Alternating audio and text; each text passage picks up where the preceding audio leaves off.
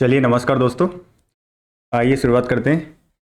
जैसा कि आपने थंबनेल तो पढ़ ही लिया होगा कि इसमें मैं आपको एसएससी सीजीएल 2023 की कंप्लीट स्ट्रेटेजी बताने वाला हूं। तो आइए स्टार्ट करते हैं। जो भी लोग नए हैं, जो भी एसएससी सीजीएल की प्रिपरेशन स्टार्ट करना चाहते हैं, तो उनके लिए बेसिक वीडियो है जिसमें आपको एग्ज़ाम का पैटर्न पता चलेगा और एग्ज़ाम में किस किस प्रकार के क्वेश्चंस आते हैं, या फिर वेटेज कितना है चैप्टर वाइज, या फिर कौन सी चीज़ कब पढ़नी है। क्योंकि देखो एग्ज़ाम में अब ज़्यादा टाइम नहीं है। अप्रैल में नोटिफिकेशन आएगा, एक 1 अप्रैल, उसके बाद फिर मई और जून। या तो एग्ज़ाम जून के लास्ट में होगा या फिर उसके जुलाई के स्टार्टिंग में। तो ये दो प्रोबेबिलिटी में लेके चल रहा हूँ, उस हिसाब से मैंने शेड्यूल कंप्लीट बनाया है। तो देखो 80 दिन के समथिंग चलना है, क्योंकि 10 या 15 दिन तो आपको प्रैक्टिस करनी पड़ेगी। यानी कि अभी तक यदि मैं गिनता हूँ तो आपके पास 80 डेज तो हो सकते हैं, है ना। 80 दिन तो आपको मेहनत करनी है।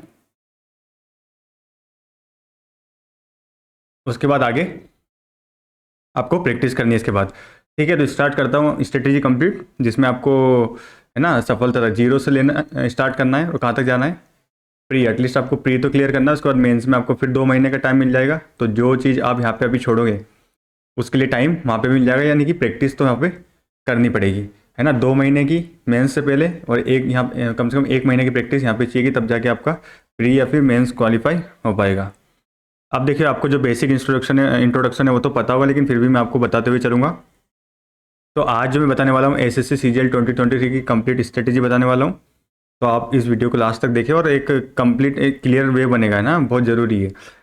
किसी भी रास्ते पे चलने से पहले तो रास्ता पता होना बहुत ज़रूरी है। तो यदि इस वीडियो से आपको कुछ हेल्प मिले तो इस चैनल को आप सब्सक्राइब करें।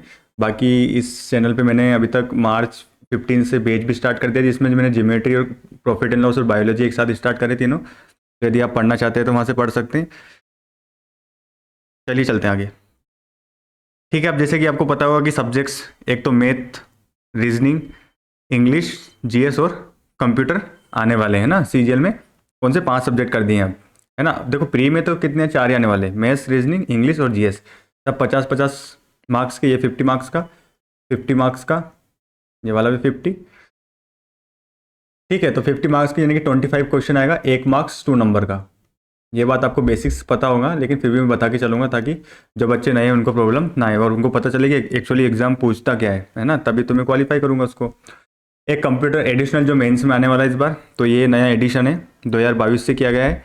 लेकिन जो 2022 में पूछा गया है उसमें 65% से ज़्यादा बच्चे फेल किस में, कंप्यूटर में हुए हैं।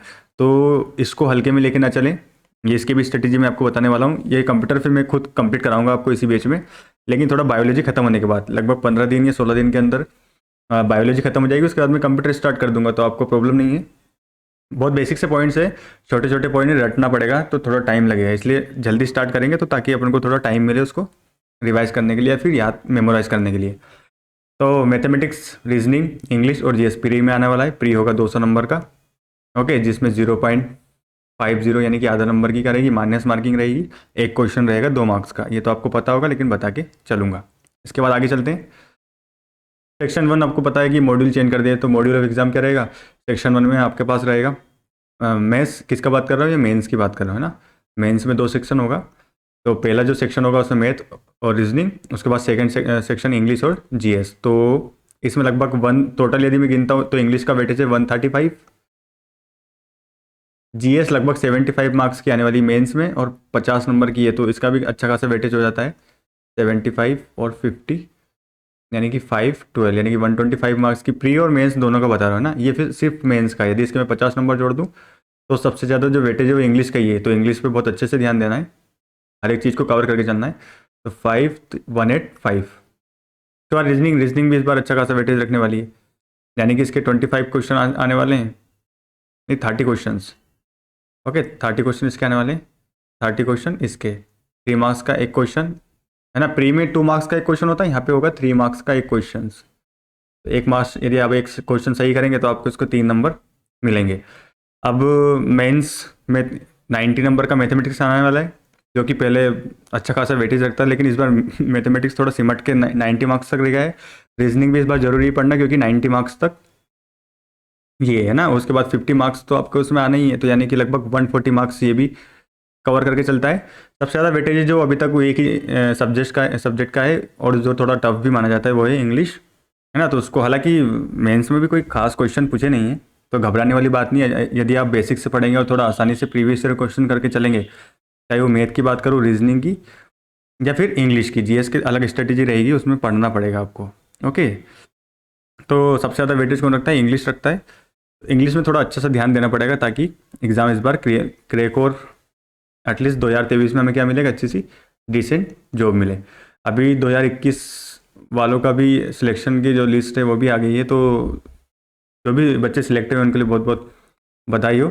बाकी जो बच्चे नहीं हुए उसका एक ही सॉल्यूशन है कि 2023 में लास्ट वैकेंसी मुझे लगती है जो एसएससी देने वाला है ना। अच्छी खासी वैकेंसी भी है, अच्छा खासा चांस भी है, तो दोनों आप और मैं मिल के तैयारी करेंगे, है ना।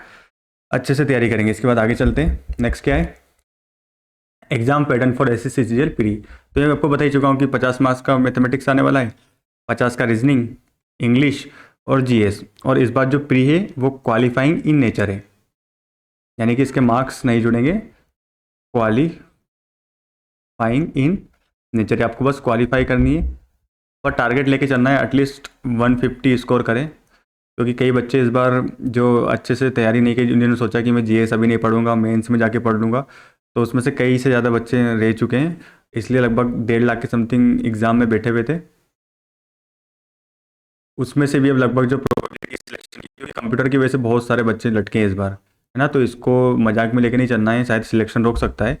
एक हुआ टाइपिंग, तो ये दो ज़्यादा बैरियर हो गए बीच में आके, तो इनके बारे में स्ट्रेटेजी में बताऊंगा आपको कि कैसे इसको कवर करना है पहले। लेकिन सब्जेक्ट तो ख़त्म करें, है ना, क्योंकि टाइम बस 80 दिन का है और हर एक सब्जेक्ट को उतना ही टाइम देना बहुत ज़रूरी है। क्योंकि एग्ज़ाम क्या है, 4 पिलर है, तो 4 पिलर पे काम करना पड़ेगा। एक भी पिलर कमज़ोर हुआ, छत के गिरने के चांसेस बहुत ज़्यादा हो जाते हैं, है ना। तो प्री जो है क्वालिफाइंग इन नेचर है। बाकी मेंस आपको पता है कि मेंस के नंबर जुड़ेंगे, जो कि टोटल होगा 390, है ना। इतने मार्क्स का होगा, इसमें से लगभग आपको स्कोर करके, यानी कि टारगेट करके चलना है 350 के समथिंग, है ना। तब जाके यदि आप 290 या फिर 300 तक भी पहुंचते हो, तो नॉर्मलाइजेशन के बाद एक अच्छा खासा डिसेंट स्कोर आप कर पाओगे। तो टारगेट क्या होगा अपना? इस बैच का टारगेट होगा 350। ओके। और जो ये बैच है मैं आपको प्री से लेके मेंस तक पढ़ाऊंगा, यानी कि मार्च से लेके कंप्लीट पढ़ाऊंगा, जिसमें बस प्री के बाद सिलेबस कंप्लीट करके आपको बस प्रैक्टिस करनी रहेगी, जो मैं आपके और दोनों मिलके साथ करेंगे, आप और हम। चलो यहाँ तक तो क्लियर है ना। एग्जाम पैटर्न प्री का क्लियर हो गया। मेंस का तो आपको ये सब तो जनरली बातें आपको पता होगी, यदि आप एस एस सी सीजीएल का प्रिपेयर करने के सोच रहे हैं, या फिर 1 या 2 अटेम्प्ट दे चुके हैं और नहीं निकाल पाए एग्ज़ाम, तो ये वो आखिरी साल होना चाहिए जब आपका सिलेक्शन पक्का हो, है ना। इसके बाद क्षमता नहीं है, क्योंकि देखो बार बार फेलियर हो गया ना तो एग्ज़ाम से मन उठेगा। 1 अटेम्प्ट, 2 अटेम्प्ट, 3 अटेम्प्ट, 4 अटेम्प्ट, कोई सेंस नहीं बनता है एक। और ये एग्ज़ाम है भी नहीं, कई बच्चे ऐसे भी हैं जिन्होंने 21 साल की उम्र में जो एग्ज़ाम को दी है और निकाली भी है। तो ऐसा काम नहीं है कि लगभग इम्पॉसिबल है, समथिंग मिशन इम्पॉसिबल। ओके। यदि वो लोग कर सकते तो फिर हम क्यों नहीं, है ना। चलिए, तो आप देखो मैथमेटिक्स की स्ट्रेटेजी में आपको बता देता हूँ।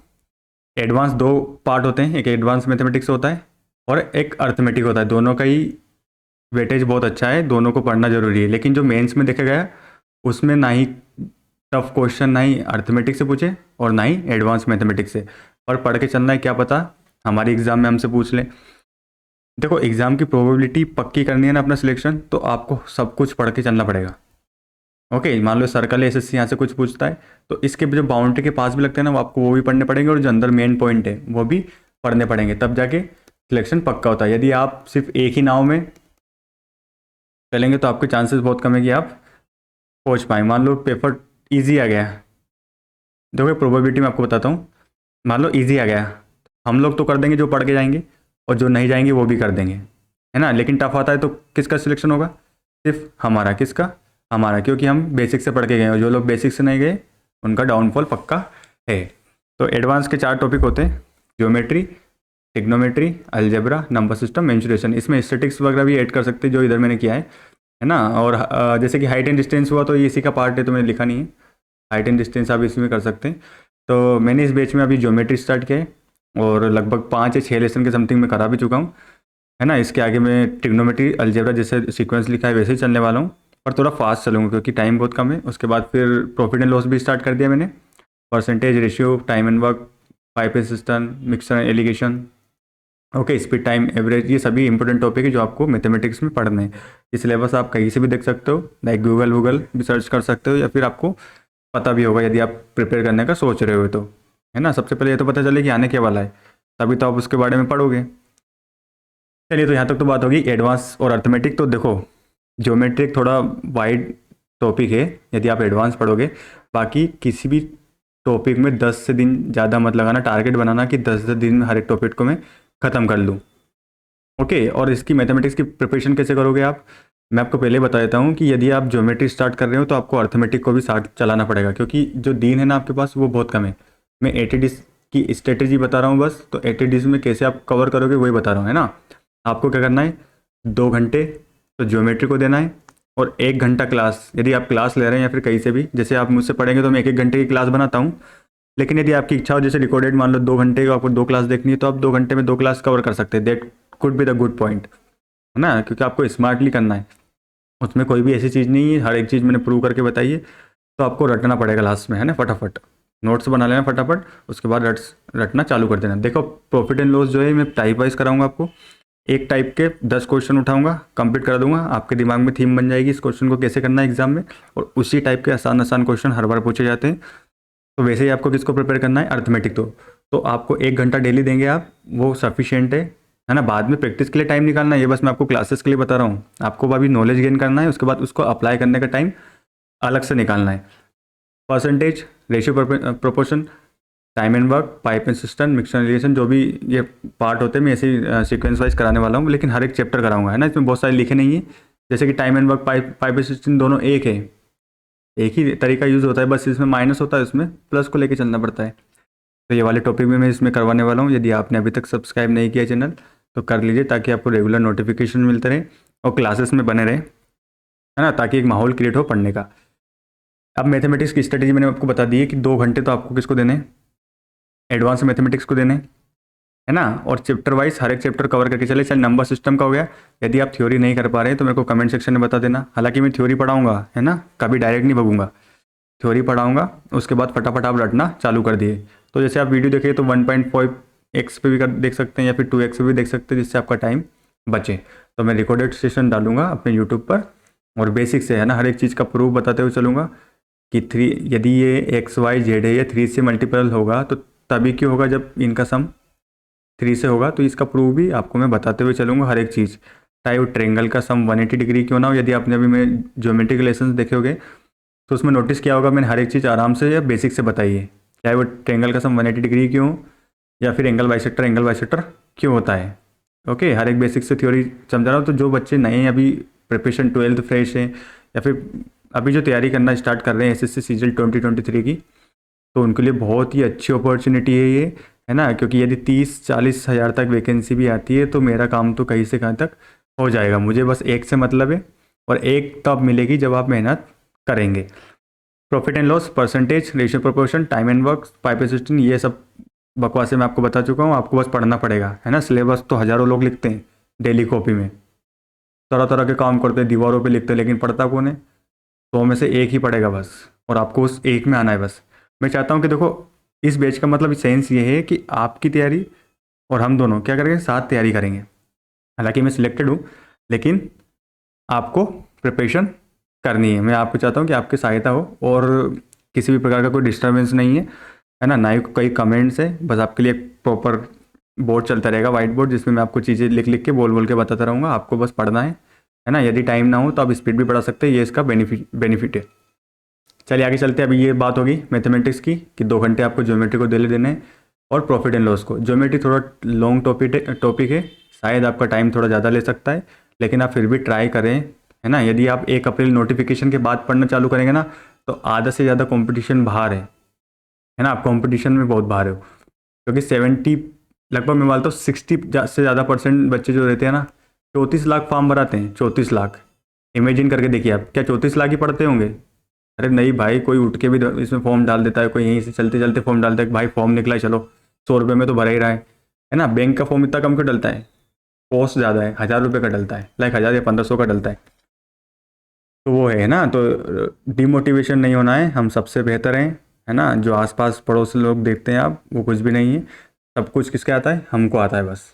ये थीम लेके चलें यदि आपको एग्ज़ाम में, यदि आपको गवर्नमेंट जॉब लेना है तो। और एसएससी बहुत अच्छा जरिया है, क्योंकि देखो एग्ज़ाम का भी आपको पता है कि जो किसी भी कोई भी एग्ज़ाम चालू हो रही है तो वो लगभग 8 या 9 महीने में फिनिश हो जा रही है। यदि आप अभी जनवरी मार्च में स्टार्ट करते हैं और सोच के दोस्तों दिसंबर तक आपके पास एक जॉब हो, तो इससे अच्छी बात हो ही नहीं सकती। वाई? बिकॉज ऑफ चुनाव। ये बात भी आपको अच्छी तरीके से पता होगा।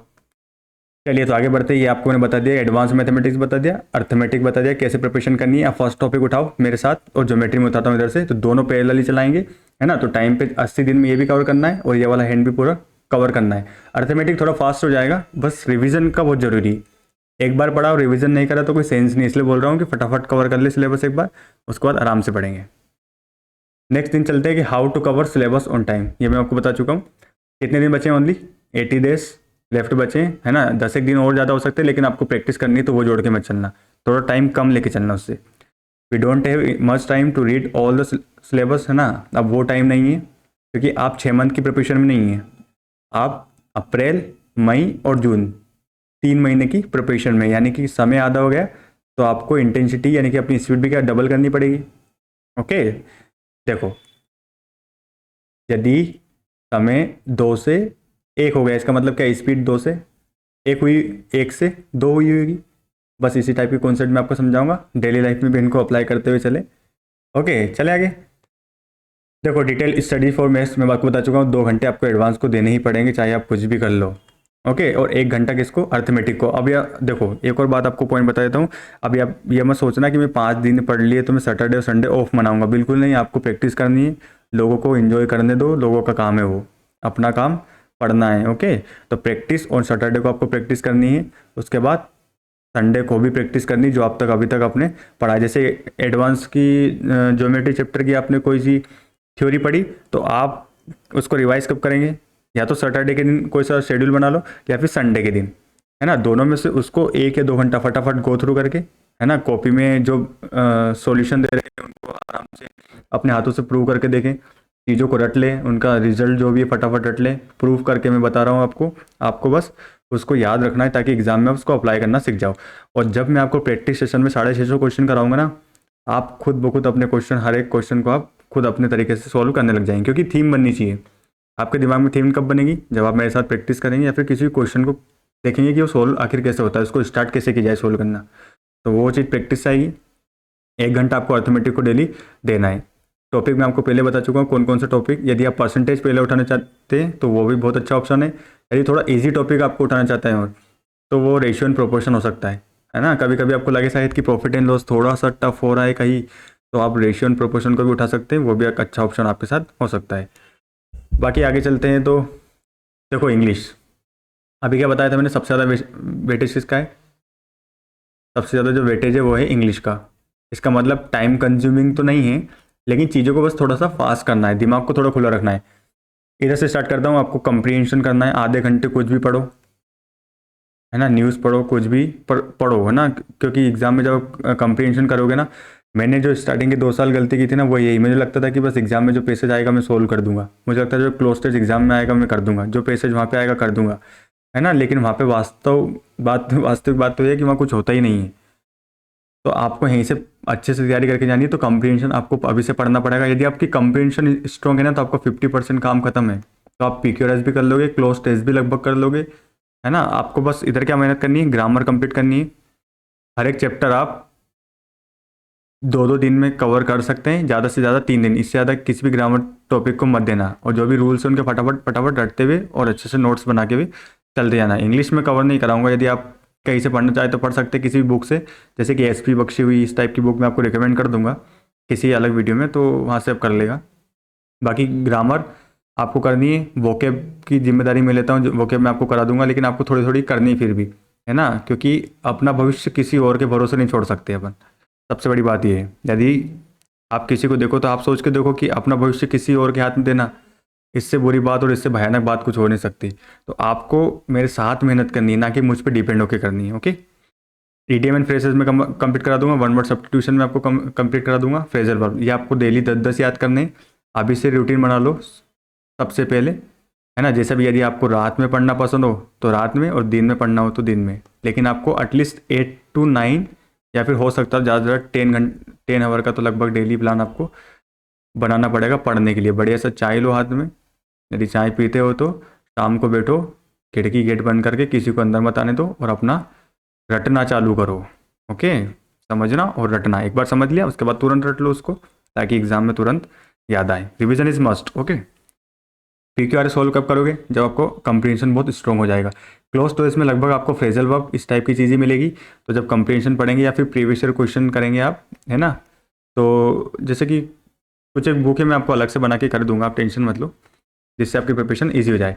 अब देखो इंग्लिश को आपको 2 घंटे डेली देने हैं। 2 घंटे कौन से? एक तो रीडिंग इसमें आ गया, ओके, उसके बाद ग्रामर, ये दोनों को मिला रहे हो। बाकी वोकेब, ईडियम और वन वर्ड सब्स्टिट्यूशन जो भी है, यदि आप चाहें तो अल्टरनेटिव कर सकते हैं, जैसे कि एक दिन वोकेब और एक दिन ईडियम कर लिया, अगले दिन वन वर्ड सब्स्टिट्यूशन कर लो और फ्रेजल वर्ब कर लो। 10 10, 10 इसका 10 इसका 10 इसका 10 इसका याद करना है, तभी एग्जाम में कुछ बात बनेगी भाइयों।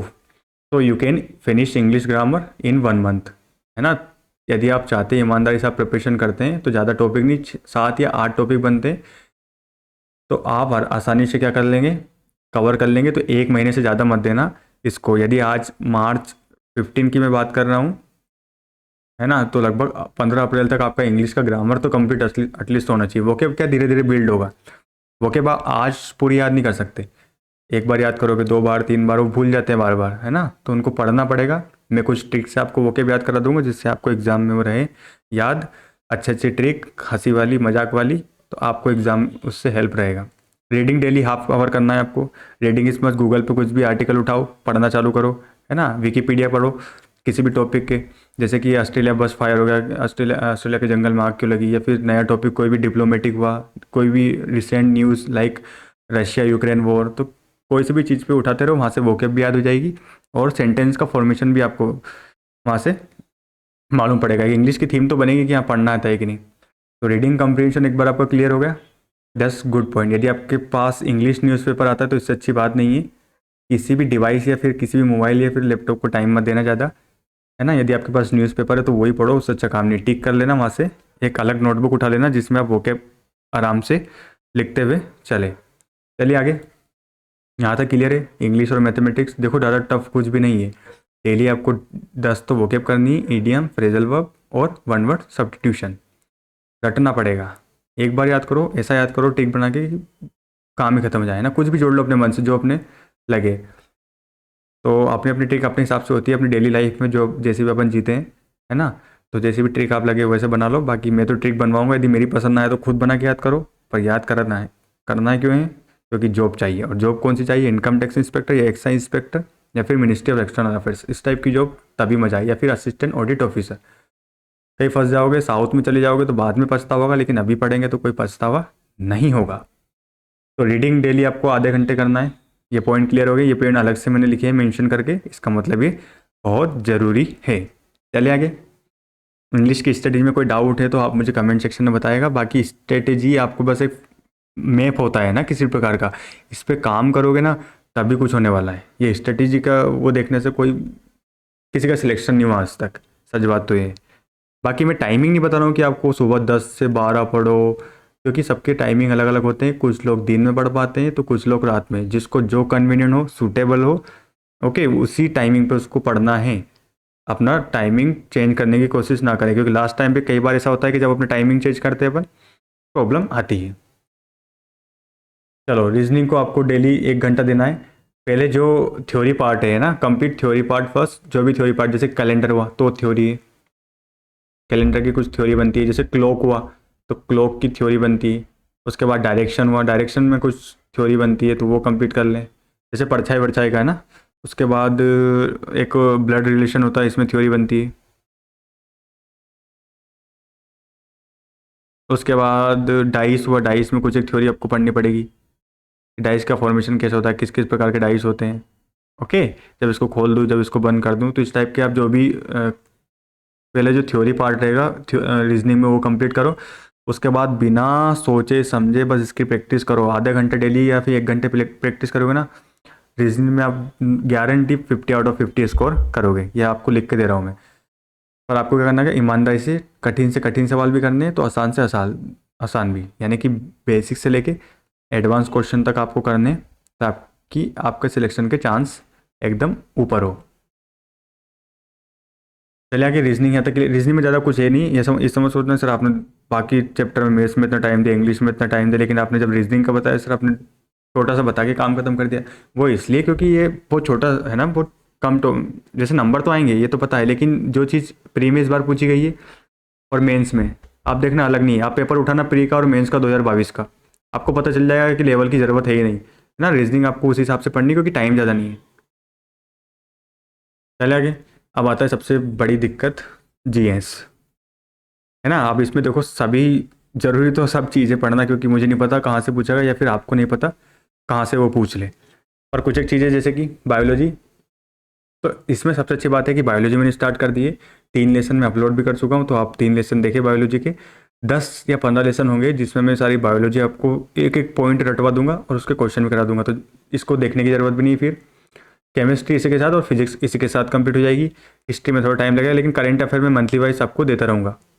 जैसे कि अब जो करंट अफेयर, जैसे कि अब जो एग्ज़ाम होने वाला है वो जुलाई में या फिर जून में, तो आपको दिसंबर 2022 से स्टार्ट करना है याद, ठीक है। तो वो पूरा साल करना है 2022, उसके बाद ये साथ ही, यानी कि 19 मंथ्स का कब होगा, है ना। वो आप एक काम कीजिए, मेरे ऊपर जिम्मेदारी छोड़ दी, मैं आपको ये रटवा दूंगा किसी भी, अलग से वीडियो बनाऊंगा जिसमें दिसंबर के करंट अफेयर करवा दूंगा आपको। फिर चलेंगे तो नवंबर के, ऐसे करते करते करते पूरा कंप्लीट कर लेंगे। Okay, December in the sense कि मतलब जनवरी से भी, जो पीछे वाला जनवरी 2022 का वो भी करना पड़ेगा, क्या पता। कई बार क्वेश्चन होता है कि 1 साल पीछे तक का भी पूछ लेता है, तो अपन को वो भी करना पड़ेगा। उसके बाद ज्योग्राफी हुआ, स्टैटिक जीके और पॉलिटी, इस टाइप के क्वेश्चंस बनते हैं। तो लगभग सभी ज़रूरी करने के लिए पहले स्टार्ट कैसे करें, देखो लगभग 15 दिन में बायोलॉजी, उसके बाद केमिस्ट्री और फिजिक्स खत्म कर ले। 15 दिन में नहीं, मतलब 15 दिन में सिर्फ बायोलॉजी में लगेंगे। बाकी ये केमिस्ट्री और फिजिक्स से क्वेश्चंस कम पूछे जाते हैं, तो इसको कम टाइम आप दे सकते हैं। बाकी इसके बाद करंट अफेयर इनके साथ ही चलता रहेगा, तो इस सब्जेक्ट को ध्यान देने की ज़रूरत नहीं ज़्यादा। ओके, ये 3 सब्जेक्ट गए। आपको क्या करना है, हिस्ट्री के कुछ एक टॉपिक उठाना है, उन पर सॉल्यूशन करने हैं, या फिर प्रीवियस ईयर कोई भी बुक उठाओ उसको सॉल्व करना चालू करो। और इतना टाइम तो है कि आप हिस्ट्री का मतलब जो बेसिक पार्ट होता है, जो इसमें क्वेश्चन हर बार पूछे जाते हैं, वो तो आप कवर कर ही सकते हो, है ना। तो आपको हिस्ट्री कवर करना, जियोग्राफी यदि आप छोड़ना चाहो तो कुछ भी डब कर सकते हो, लेकिन आपको यदि पता है कि मेंस में 3 या से 4 क्वेश्चन अभी छूट भी जाते हैं, तो कुछ बिगड़ने वाला नहीं। जैसे मैथमेटिक्स के 30 क्वेश्चन है, अरे 30 में से 29 भी कर लिए तो इट्स गुड, है ना, क्योंकि 3 महीने में इस लेवल तक पहुंचना बहुत ही प्रशंसनीय काम है। तो ये बात आप समझते हैं, लोगों से कोई फ़र्क नहीं पड़ता है, आप क्या सोचते हैं इससे फ़र्क पड़ता है। स्टैटिक जीके आपको कंप्लीट करना है। स्टैटिक जीके हो सका टाइम मिला, देखो मैं बर्डन ले रहा हूँ, है ना, मैथ्स का भी और उसके बाद इंग्लिश का वोके वोके सब, तो और बायोलॉजी केमिस्ट्री फिजिक्स, इसका मतलब मेरे पास टाइम बहुत कम रहेगा। तो यदि हो सका तो मैं पॉलिटी और स्टैटिक जीके उठा लूँगा, वरना it's all up to you, है ना। आपको प्रिपरेशन करनी पड़ेगी, जहाँ से भी मिले आप यूट्यूब वीडियो छानो, किसी टॉपिक को कहीं भी बुक आपको मैं बता ही दूंगा, तो उससे भी आप कर सकते हो। बाकी आप ट्राई करें कि अच्छे से प्रिपरेशन करें। चलो अब मैं आपको और भी बता देता हूँ मेरे बैच का। यदि आप चाहते हैं तो आपको बैच ज्वाइन करना होगा। ज्वाइन करने का सबसे आसान तरीका है, बस कुछ भी नहीं, आपको यूट्यूब चैनल पे जाना है और सब्सक्राइब करना है। देखो कुछ एक गलतियाँ हैं जो मुझसे होती हैं, मुझे पता है कि कई बार बैकग्राउंड नॉइस आता है, पर आपको थोड़ा सा कॉम्प्रो करके चलना पड़ेगा यहाँ पर, है ना। क्योंकि देखो आपको किससे मतलब होना चाहिए, सिलेक्शन से। अब उसके लिए थोड़ी बहुत तकलीफ आप कर सकते हो, क्योंकि मुझे भी कंटेंट बनाने में बहुत टाइम लगता है ना। किसी भी चीज़ को यदि क्लासेस लेनी है तो उसकी प्रिपरेशन होती है 1 या 1.5 घंटे तक। यदि मैं किसी चीज़ की पीपीटी भी बनाऊँ, या फिर जैसे कि आप मुझे टाइप वाइज क्वेश्चन बनाने, तो मैं उनको हाथों से लिखूंगा या फिर किसी भी पीपीटी पे राइट करूँगा, तो उसमें टाइम लगता है ना। तो आप बस इतना सोचें कि जो अपने लिए कर रहा है it is more than sufficient. इस बेच में मैं क्या कराने वाला हूँ इसका और भी दे देता हूँ आपको। मैथमेटिक्स तो मैं आपको बेसिक से एडवांस लेवल तक कराऊंगा। हर एक थ्योरी, चाहे छोटी से छोटी हो या बड़ी से बड़ी थ्योरी हो, जिस पे क्वेश्चन पूछता है, उसके बाद 600 से 650 क्वेश्चन उस पर मैं करा दूंगा। एकदम कंप्लीट प्रिपरेशन हो जाएगी, किसी बच्चे को कहीं जाने की ज़रूरत ही नहीं है। ओके, प्रीवियस ईयर क्वेश्चन में प्रैक्टिस कराऊंगा, वही मैंने बोला 600 650 में नए क्वेश्चन भी जाएंगे और प्रीवियस ईयर क्वेश्चन भी जाएंगे। उसके बाद ईडीएम, वन वर्ड सब्स्टिट्यूशन आपको बता चुका हूँ, मैं ये करवा दूंगा। इनकी वीडियो डाल दूंगा 1000+ सीरीज़ की, है ना। तो आप वहाँ से देखते रहे फटाफट फटाफट और रटते रहे, जैसे मैं रटवाऊंगा ट्रिक से। बायोलॉजी मैंने स्टार्ट कर ही दिए और करंट अफेयर में आपसे डालना चालू कर दूंगा। तो ये बैच का जनरली ओवरव्यू है। यदि इसके बाद भी मेरे पास कुछ सफिशिएंट टाइम बचता है या फिर अपने पास एग्ज़ाम में कुछ एक टाइम रहता है, तो मैं आपको वो भी कंप्लीट इसी बैच में करवा दूंगा। आपको पता है कि क्या करना है, आपको बस सब्सक्राइब करके रखना है इस चैनल को। और one thing, it is called trust. देखिए वो बहुत ज़रूरी है, क्योंकि आप मुझे नहीं जानते, मैं आपको नहीं जानता, फिर ये ट्रस्ट कैसा है ना। तो आपको करना पड़ेगा, है ना, आपको करना पड़ेगा ट्रस्ट, जब भी सक्सेस हो सकता है ना। किसका सक्सेस हो सकता है? अपने बीच का, जो मैं चाहता हूँ अपने बीच और आपके बीच जो बॉन्ड क्रिएट होगा वो कहाँ तक जाएगा? मेंस तक जाएगा। और यदि मेंस तक जाएगा, इसका मतलब कहाँ तक जाएगा? सिलेक्शन तक जाएगा। मैं इस बैच में किसी प्रकार की ऑनलाइन, यदि देखो रिकॉर्डेड क्लासेस डालूंगा तो कमेंट अमेंट का झंझट खत्म, यानी कि पूरा का पूरा जो डिस्ट्रैक्शन है ऑनलाइन स्टडीज़ का वो ख़त्म हो जाएगा। उसके बाद बस आपको मेरी आवाज़ सुनाई देगी और बोर्ड पे जो लिखूंगा वो। तो this could be the convenient way to study. यदि मुझे ये चीज़ मिली होती तो शायद मैं 2 साल पहले सिलेक्ट हो गया होता। मैं आपको इससे बड़ी बात नहीं बोल सकता। और तो आप बस चैनल को सब्सक्राइब करके रखें, कंटिन्यूस क्लास रहते रहें। यदि आप लेट हैं, इस बैच तक लेट पहुँचे, आपको मालूम, या फिर नोटिफिकेशन आपको लेट मिला है, तो आप क्या करोगे? आप 2-2 या 3-3 क्लासेस एक दिन में फटाफट स्पीड अप करके उनको लेते रहें। और हर एक नोट्स ज़रूर बनाए ना। एक रूल है मेरी कोचिंग का, यदि आप इसको ज्वाइन करना चाहते हैं तो आपको नोट्स बनाना है और आपको प्रॉमिस करनी है कि मैं जो चीज़ पढ़ाऊँगा उसको अच्छे से रिवाइज़ करेंगे आप। हाँ, यदि नहीं समझ में आता है तो आप मुझे कमेंट सेक्शन में अवश्य बताइए। कोई भी दिक्कत हो तो कोई शर्म वाली बात नहीं है ना। मैं कोई बुरा नहीं मानूंगा। यदि आपको लगता है कि सर इसमें दिक्कत है तो आप बिल्कुल बताओ, कोई दिक्कत नहीं है कि सर आपकी आवाज़ ऐसी है, या फिर आपको पढ़ाने में कुछ, या सर आपके तरीके में दिक्कत है। डेफिनेटली मुझे बोलिए आप, मैं उस पर गौर करूंगा या फिर उस पर इम्प्रूवमेंट हम करेंगे। लेकिन कब कब? जब हम दोनों साथ मिल जाएंगे, है ना, अच्छे से पढ़ेंगे। और इस बार 2023 में अपना सिलेक्शन तो लेंगे, अपने साइड वाले से कोई मतलब नहीं है। अपने को अपना सीट पक्का करना है, ओके। क्योंकि जब आप सिलेक्शन लोगे ना, तो आपके जिसके साथ आप बैठ रहे हो ना आज, वही आपसे कहीं ना कहीं एक टाइम पे जाके जलने लग जाएगा, है ना। तो आप ये दुनियादारी आप छोड़ें और चुपचाप प्रिपरेशन में लग जाएं मेरे साथ, और हाँ, बाकी टेंशन वाली बात है नहीं बिल्कुल। ऐसा नहीं है कि मतलब 3 महीने में आप ऐसे चीज़ों के लिए प्रिपेयर नहीं कर सकते। कई लोग हैं ऐसे वैसे जिन्होंने फर्स्ट अटेम्प्ट में 3 या 4 महीने में उसको क्रैक कर दिया है ना। तो उन लोगों को भी प्रेरित नहीं मानना है, अपन को मानना है अपने माता या पिता को, जो अपने लिए इतना करते हैं ना। बस उनको क्या लेकर प्रेरणा लेके चलना है, उनका आशीर्वाद लेके चलना है। और डेफिनेटली 2023 में कहीं से भी यदि बैच को आप पढ़ेंगे तो डेफिनेटली आपका सिलेक्शन, मैं आपको बता सकता हूँ, पक्का होगा, यदि आप प्रैक्टिस करेंगे, है ना। मैं अपना काम तो ईमानदारी से करूँगा, लेकिन आप भी मेरे साथ ईमानदारी से कोलैबोरेट करते हैं तो definitely we are going to succeed in 2023। चलिए, बाकी मैं आपको सब कुछ बता चुका हूँ। चैनल का नाम परमार कोचिंग क्लासेस है। यदि आप चाहते हैं आपको क्लासेस अच्छे लगे तो आप अपने रिलेटिव्स या फिर जो भी आप जिसी को जानते हो फ्रेंड को, आप उसको शेयर कर सकते हैं मेरा चैनल, और सब्सक्राइब करवा सकते हैं। इट कुड बी द गुरु दक्षिणा है ना। चलिए, बहुत बहुत धन्यवाद इस क्लास को अपना प्रीशियस टाइम देने के लिए। बाकी 2023 की कंप्लीट स्ट्रेटेजी मैंने आपको ये बता दी है, किस सब्जेक्ट को कितना टाइम देना है, कौन से टॉपिक से उठाना है, कौन सा सब्जेक्ट कहाँ पे है।